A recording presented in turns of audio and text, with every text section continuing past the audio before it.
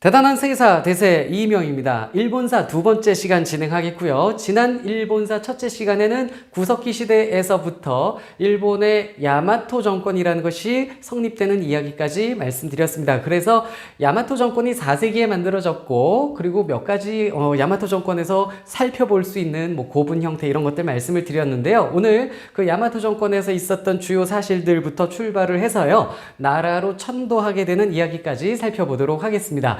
자, 야마토 정권이 진행이 되던 중에 6세기 중반 일본 야마토 정권에 불교가 들어오게 됩니다. 이 불교는 도웨인으로부터 들어오게 되어 일본으로 건너간 사람들, 일본으로 건너온 사람들, 그래서 도웨인이라고도 하고 도레인이라고도 한다고 말씀을 지난 시간에 드렸었는데요. 한반도에서 건너간 사람들에 의해서 불교가 일본 안에 들어가게 됩니다. 주로 백제의 영향이 컸고요. 고구려의 영향도 컸습니다. 그리고 신라의 영향도 있고요. 이렇게 해서 일본이 불교를 6세기 중반 받아들이기는 했는데, 그런데 당시 일본의 왕들은 이 불교를 국가 차원에서 공식적으로 신봉하는 것을 원치는 않았습니다. 자, 제가 일본 왕이라고 했는데 여기서 일본 왕에 대해서 잠깐 말씀을 드릴게요. 일본에서는 자신들의 왕을 천황이라고 부르죠. 그런데 천황은 물론 고유 명사이기는 합니다만, 지금 제가 강의를 하는 과정에서 저도 물론 천황이라는 용어를 쓰는 것이 껄끄럽고, 그 다음에 강의를 들으시는 분들도 굳이 우리나라에서 일본 왕을 천황으로까지 이렇게 하늘 황제 축혀줄 필요가 있느냐, 이렇게 생각하실 것 같아요. 그래서 이 시간에 저는 기본적으로 천황이란 용어는 가급적 사용을 안 하고 일본 왕이라고 표현을 좀 하도록 하겠습니다. 우리의 정서를 반영한 것이고요. 그런데 일본에서 이 천황을 일본에서 덴노라고 부르거든요. 제가 가끔 필요에 의해 덴노라는 표현은 가끔씩 쓸 테니까 그건 좀 양해해 주시기 바랍니다. 그리고 천황이라는 용어 자체가 어차피 7세기 후반부터 등장을 했어요. 그런데 일본은 7세기 후반 이전에 있었던 자신들의 왕에게도 다 덴노라고 붙여요. 그래서 30몇 대, 40몇 대 쭉 이제 덴노를 이어가게 됩니다. 아무튼 그런 상황임을 기억해 주시고, 제가 여기선 기본적으로 일본 왕이라는 표현을 쓰도록 하겠습니다. 자, 일본 왕은 국가 차원에서 불교 신봉하는 거 금지한다라고 했죠. 원치 않았습니다. 그런데 당시 일본의 유력 가문인 소가시 가문은요, 불교를 받아들였고, 이 가문이 불교를 열심히 믿으려고 해요. 그리고 이 소가 가문은요, 불교를 그냥 자신들 가족들이 믿을 뿐만 아니라 이걸 국가에 좀 도입을 해서 불교를 이용해서 중앙 집권 권력도 좀 강화해 보려고 하는 이런 그 변화를 꾀하는 생각도 하고 있었습니다. 하지만 반면 당시 또 하나의 유력 가문인 모노노노베 가문은 이 불교 받아들이는 것을 또 원치 않았습니다. 모노노베 가문은 그냥 기존의 일본 체제를 그대로 유지하기를 원했었던 것이죠. 이래서 소가 가문과 모노노베 가문 사이에 갈등이 좀 생겼는데, 결국에는 소가 가문의 소가노 우마코라는 인물이 모노노베 가문을 쓸어버리게 됩니다. 여기서 소가노 우마코를 잘 기억해 주시면 돼요. 이후 거의 이제 언급이 좀 많이 될 텐데, 여기서 소가노 우마코 이러면은요, 소가 가문의 우마코란 사람, 이렇게 이해를 하시면 되겠습니다. 소가노 할 때 이 노자가 뭐뭐의라는 그런 의미를 담고 있어요. 그래서 옛날에 일본에서는 자기 어떤 유력 가문의 인물을 부를 때 이렇게 노자를 붙였습니다. 그래서 소가노 우마코 그러면 소가 가문의 우마코란 인물, 이렇게 이해를 하시면 되겠습니다. 자, 소가노 우마코가 모노노베 세력을 물리치고 이제 거의 집권을 하다시피 하게 되는데, 이렇게 소가노 우마코가 권력을 장악한 이 시점을 우리가 587년으로 보고 있습니다. 6세기 후반이지요. 이때부터 소가노 우마코가 불교를 적극적으로 이렇게 키우려고 해요. 그래서 절도 세웁니다. 이 소가시 가문이 세운 절이 아스카테라예요. 아스카가 비조라는 뜻입니다. 하늘을 나는 새. 그래서 아스카테라, 테라는 절이거든요. 그래서 비조사 한자로 이렇게 됩니다. 우리 학생들 교과서에는 아스카사 이런 식으로도 나오기도 하는데요. 아무튼 절을 세우는 등 국가적으로 불교를 크게 융성시켜 보려고 하는데, 당시 쇼군이 스슌덴노, 스슌 왕이었어요. 그런데 이 스슌 왕이요, 불교 커지는 걸 원치 않았습니다. 절을 세우는 소가노 우마코와 갈등을 겪게 됩니다. 대립을 하게 되고요. 결국에는요, 소가노 우마코가 이 스슌 왕까지 죽여요. 암살을 합니다. 이렇게 해버리고 자기가 덴노를 새로 세워요. 자, 이렇게 해서 소가노 우마코가 세운 일본의 새 왕이 스이코 덴노입니다. 스이코 왕. 자, 이 스이코는요, 동아시아 최초의 여성 군주예요. 일본 최초이기도 하고 동아시아 최초의 여성 왕입니다. 자, 근데 이 스이코는요, 본인이 적극적으로 이렇게 정치에 나서거나 적극적으로 뭐 왕권을 행사할 생각이 그렇게 있는 사람은 아니었어요. 그래서 섭정을 세워요. 섭정을 세우는데, 이 섭정을 일본에서 세쇼라고 하는데, 이 섭정이 바로 쇼토쿠 태자라는 인물입니다. 이 쇼토쿠 태자는요, 31대 덴노였던 요메이 왕의 아들이에요. 그런데 자, 스이코 시절에 섭정을 하게 됩니다. 당시 쇼토쿠 태자는 쇼토쿠 태자라고 불리지는 않았어요. 이 쇼토쿠 태자는 그가 죽고 나서 붙여진 이름이에요. 성덕 태자. 그래서 쇼토쿠 태자라고 하는데, 그때 당시에는 도요토 토미미라고 불렸습니다. 자, 이 쇼토쿠 태자가 섭정을 하게 되는데, 이거는요, 당시 권력을 다 갖고 있다시피 한 소가노 우마코의 또 작품이기도 합니다.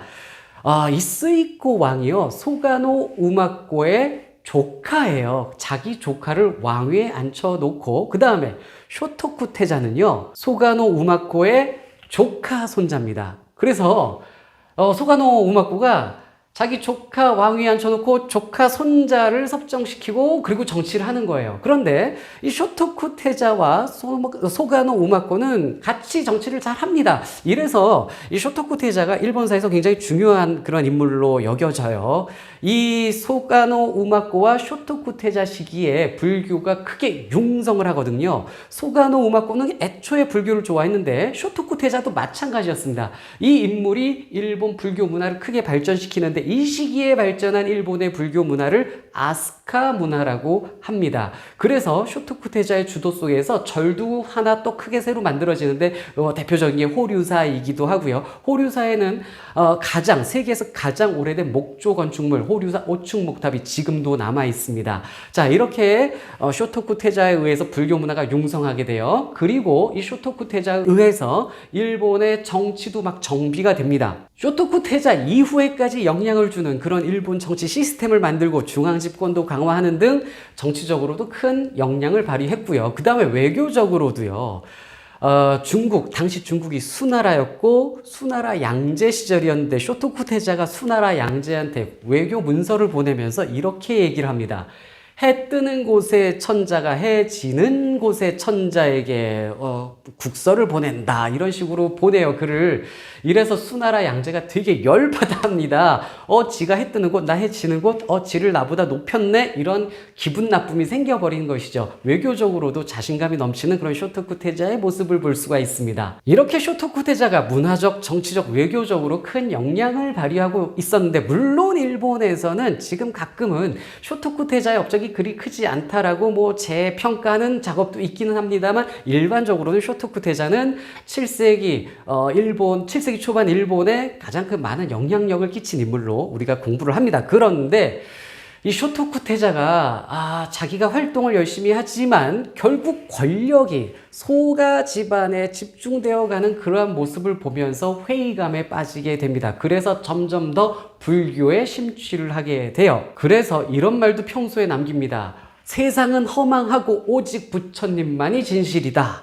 이렇게 조금 세상을 비관하는, 속세를 떠나는 모습을 보여요. 정치를 떠나서 불교에 심취해 가더니 어느 날 나는 오늘 저 세상으로 떠나려 하네, 이러고 다음날 죽은 채 발견됐습니다. 이때가 622년 쇼토쿠 태자 49살 때였습니다. 이래서 쇼토쿠 태자는 자살설이 있어요. 나 오늘 죽으러 가네, 이런 식으로 가고 바로 다음날 죽은 채로 발견이 됐기 때문에 자살설도 있고, 그 다음에 전염병에 의해서 죽었다는 설도 있습니다. 아무튼 49살 나이에 세상을 뜨고 말았습니다. 쇼토쿠 태자가 죽고 나서는 정치가 완전히 소가시 가문 판이 됩니다. 소가 가문이 모든 것을 장악해요. 이때 인물이 소가노 이루카라는 인물입니다. 소가노 이루카는 소가노 우마코의 손자인데, 얘도 어마어마해요. 정권을 다 지 손에 쥐고 나라를 쥐락펴락 하거든요. 왕을 완전 무시합니다. 그래서 자기 사는 집을 궁이라고 표현을 하고 자기 애들을 왕자 이렇게 표현을 하고 왕 만나러 갈 때도 칼 들고 들어가고 이거 아주 무엄한 짓이거든요. 이렇게 살았던 게 소가노 이루카입니다. 그런데 당시 이제 왕을 바꿔야 되는 타이밍에서 유력한 왕위 계승권자가 쇼토쿠 태자의 아들 야마시로노 오에라는 인물이 있었습니다. 근데 이 야마시로노 오에가 왕권을 계승해야 되는데 소가노 이루카는 그게 싫었어요. 왜냐면 쇼토쿠 태자가 워낙 국민들의 신망을 얻었던 인물이고 이 야마시로노 오에도 국민들에게 인정받는 사람이에요. 이 야마시로노 오에가 집권할 경우 소가노 이루카 자기의 권력도 편탄치는 않을 것이라고 생각을 해서요. 야마시로노 오에를 습격을 합니다. 그래서 야마시로노 오에가 쫓기게 되는데 이때 야마시로노 오에의 부하들이 빨리 이 백성들을 모아서 군대를 육성해서 대항을 하십시오 이래요. 해볼만 했어요. 그런데 야마시로노 오에가 나 하나로 인해 백성들 힘들어지는 걸 원치 않는다라며 자살을 해버립니다. 죽을 때 혼자 죽지 않아요. 처자식 다 죽이고 자기도 죽습니다. 이렇게 나라를 자기 멋대로 하는 소가노 이루카 제거해야 되잖아요. 당시 이 소가시 가문에 대해서 많은 사람들이 불만을 품고 있었습니다. 대표적으로 왕족들이 소가노 이루카가 지 멋대로 하니까 왕족이 있음에도 불구하고 왕족 위에 소가시 가문이 군림하는 것 불만이었습니다. 또 하나 소가시 가문 이외의 다른 귀족들도 불만이었겠죠. 소가노 이루카가 너무 강하기 때문에. 또 하나 당나라 유학생들, 당나라에 유학을 갔다가 돌아온 일본 사람들이요. 당나라의 이 발전된 율령 체제, 정치 체제 이런 거 배우고 일본에 왔는데 막상 자기 나라 와보니까 자기 나라는 개판이에요. 특정 가문이 모든 걸 장악하고 소가시 가문이 모든 것을 지네 멋대로 하고 있는 이런 모습이더라 말이죠. 그래서 당나라에서 공부하고 온 사람들이 나라를 뒤집어 엎어보고 싶었습니다. 자, 이때 이렇게 소가노 이루카에게 많은 불만을 품고 있는 사람들 중에 나카노 오에라는 인물이 있었습니다. 나카노 오에 왕족입니다. 왕자였어요. 이 나카노 오에와 손을 잡는 인물이 나카토미노 카마타리입니다. 자, 나카토미노 카마타리라는 인물은요, 호족이었어요. 제사장 역할을 했었던 신관 집안이기도 했었고, 나름 이제 세력이 있는 집안의 인물인데, 이 나카토미노 카마타리는요, 당나라의 유학을 다녀온 승려로부터 학습을 좀 했어요. 그래서 당나라의 선진 제도를 좀 배운 사람입니다. 그래서 일본을 개혁하고 싶었는데 소가노 이루카 저 양반이 모든 걸 장악하고 있으니 제거를 해야겠다라는 생각을 하고 있었던 거죠. 이 나카토미노 카마타리와 왕자 나카노 오에가 손을 잡게 됩니다. 나카노 오에가 공놀이를 했대요. 정확히 어떤 공놀이인지는 모르겠는데 이 공놀이를 하다가 신발이 벗겨졌다고 합니다. 그런데 이 벗겨진 신발을 나카토미노 카마타리가 주워다가 무릎을 꿇고 신발을 신겨주는데 왕자 나카노 오에도 무릎을 꿇고 이렇게 신발을 받았다라고 합니다. 둘의 마음이 통하는 장면 1화로 나와요. 그리고 이 둘이 손을 잡고 소가노 이루카를 제거하기로 합니다. 단둘이서 할 수는 없었고 이래저래 사람들을 모으게 됩니다. 이렇게 모은 사람들 중에 암살자로 선발을 해요. 그래서 이제 어떻게 죽이기로 하냐면은 소가노 이루카를 일단은 유인을 해야 될 것 아닙니까? 그래서 삼한에서, 여기서 말하는 삼한은 이제 한반도를 얘기하는 건데, 이 삼한에서 사신이 왔어. 그래서 이제 영접해야 돼. 자, 소가노 이루카도 들어오시오. 이렇게 합니다. 그런데 앞에서도 말씀을 드렸어요. 소가노 이루카는 다닐 때 항상 무장을 하고 칼을 차고 다녀요. 그래서 소가노 이루카를 비무장으로 들어오게 해야 됩니다. 행사장에. 이 일을 광대를 시켜요. 그래서 광대가 가서 그 입구에서 소가노 이루카한테 막 장난치고 막 재밌게 해가지고 칼을 두고 들어가게끔 합니다. 자, 그래서 소가노 이루카가 칼 두고 들어가게 하는 것까지는 성공을 했습니다.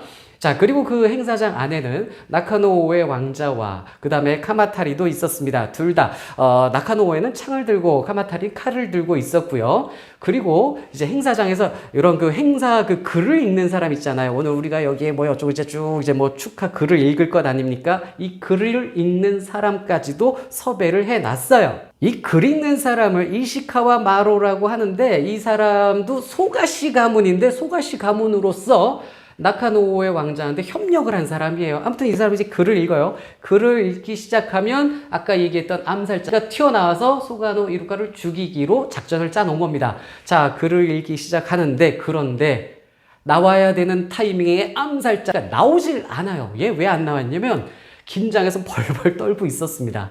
얘가 이 행사 전에 사람들이 자, 너 큰일을 해야 되니까 든든히 먹어야지 하고서 먹을 걸 막 줬는데 그거 먹고도 다 토했대요. 너무 긴장해서. 아니 당시 멤버들이 많았을 텐데 하필 왜 이런 애를 뽑았는지 모르겠는데 얘가 그래서 떨어서 못 나옵니다. 글 다 읽어가는데 안 나오니까 이 글 읽는 이시카마로도 이제 벌벌 떠는 거예요. 막 떠니까 이제 사람들이 아 당신 왜 그렇게 떨어요? 막 이제 그러니까 나 왕 앞이라서 떨려서 그래요. 막 이랬대요. 결국 안 나오는 거예요. 암살자가 다 읽어가는데. 그래서 참다 못해 나카노우의 왕자가 에라이 하면서 창을 들고 야 하면서 소가노 이루카를 향해 달려듭니다. 그러자 그 멤버들이 다 같이 야 하면서 달려들어서 여기서 소가노 이루카 죽이고 소가시 가문을 제압하게 됩니다. 이 사건을 을사의 편이라고 하고요. 연도는 645년이었습니다. 자, 이렇게 소가시를 제거를 하고요. 나카노우에와 카마타리가 전국을 장악하게 되는데 나카노우에가 바로 자기가 덴노 자리에 올라가진 않아요. 왕위는요 고토쿠 왕에게 넘겨주게 되고요. 그럼에도 불구하고 이 정변을 일으킨 사람이 나카노우에였기 때문에 많은 주도권을 잡고 이제 정치를 해 나가게 됩니다. 개혁 내용을 발표하고요. 뭐 토지제도, 세금제도 등등 정치 개혁을 추진을 해 나가는데 이 개혁 내용은 당나라에서 나왔던 그 당나라 율령의 내용들을 반영한 그런 정책들이었어요. 이런 개혁을 다이카 개신이라고 불러요. 645년 일본의 획기적인 개혁이었고요. 당나라 율령을 받아들인 일본의 그런 변화적 모습이었습니다. 자, 그런데 뭐 고토쿠 왕은 이제 왕권을 사이메이 왕에게 넘기게 됩니다. 근데 사이메이 왕은 661년에 죽었는데 사이메이 왕 시기에 백제가 망했어요. 그리고 나서 백제 부흥운동이 전개가 되겠죠. 근데 사이메이 왕이 661년에 죽고 나서 정권을 장악한 게 나카노우에입니다. 나카노우에가 이제 일본 왕이 될 텐데 이 인물이 덴지 왕이에요. 덴지 덴노인데 근데 661년에 그 왕 죽고 덴지 덴노가 정권을 잡는데 정식으로 왕 즉위식을 한 건 668년이에요. 그래서 중간에 좀 텀이 있긴 한데 이 중간 텀에 덴지가 백제 부흥운동을 지원해 줍니다. 백제 부흥운동의 그 과정에서 663년에 백강전투라는 게 있는데 일본 군대가 백제 부흥운동 도우려고 대군이 왔었던 사건이에요. 이 일을 주도한 게 덴지 덴노였습니다. 자, 이렇게 뭐 백제와의 돈독한 관계도 보여줬던 그런 시기인데 덴지 덴노가 668년에 왕이 됐다가 672년에 죽어요. 좀 빨리 죽은 편이죠. 그런데 그리고 나서 아들 오토모가 왕권을 계승을 했는데 이 오토모가 왕권을 계승한 지 7개월 만에 작은아버지 오하마가 군대를 일으켜서 이 오토모를 몰아내고 왕권을 뺏어가게 됩니다. 그래서 덴지의 동생 오하마가 왕위에 올랐으니 이 양반이 덴무 덴노예요. 덴무 왕인데 이 사건, 이 조카를 몰아낸 이 사건을 임신의 난 또는 뭐 일본말로 진신의 난 이렇게 얘기를 합니다. 672년이었어요. 그래서 쫓겨난 그 오토모는요 당시에는 왕으로 취급을 안 했어요. 7개월 앉았다가 떠났기 때문에. 그런데 19세기에 와서 그 양반을 이제 왕으로 추존을 해주게 돼요. 그래서 덴지 덴노의 아들 오토모가 고분 덴노라는 칭호를 얻게 됩니다. 여튼 이 덴무 덴지의 동생이죠. 나카노우의 동생 덴무가 왕이 됐는데 이 양반이 이제 정치를 잘 발전시켜요. 중앙 집권화를 추구하고요. 그 다음에 이 덴무 덴노 때 일본에서 천황이라는 칭호를 사용하게 되고 그 다음에 일본이라는 국호를 이때 사용하게 됩니다. 그 전에는 주로 자기들을 야마토라고 불렀는데 이때부터 이제 일본이라는 나라 이름을 사용을 하게 된 것이죠. 그리고 나서 701년 얘기를 해보도록 하겠습니다. 701년에 당시 왕은 겐메이 왕이에요. 이 겐메이 덴노 때 다이호 율령이라는 게 발표가 됩니다. 이 다이호 율령은 이후 일본의 기본적인 기틀을 만드는 그런 대표적인 율령인데 물론 다이카 개신 645년부터 701년 다이호 율령이 나오기 그 전까지 그 사이에 율령을 막 정비하는 모습들은 많이 있는데 이제 제대로 나온 게 다이호 율령이고요. 이 다이호 율령에서 일본의 틀이 되는 이관 팔성 제도라는 게 확립이 돼서 나오고 그 외에 기타 여러 가지 토지나 세금 제도 같은 것도 여기서 다 정리가 됩니다. 이때가 701년 겐메이 왕 때고요. 이 겐메이 덴노가 수도를 한번 옮깁니다. 원래 있던 곳이 후지와라교인데 여기서 살짝 위로 올라가서 헤이조교라는 것을 건설하고 수도를 옮기게 돼요. 이때가 710년이고요. 수도를 옮긴 헤이조교 그 지역이 나라시입니다. 지금의 나라 지역인데 글로 옮기게 돼요. 그래서 이 710년부터를 일본의 나라 시대라고 하는데, 자, 이 나라 시대부터는 다음 시간에 연결해서 설명을 또 해드리도록 하겠습니다.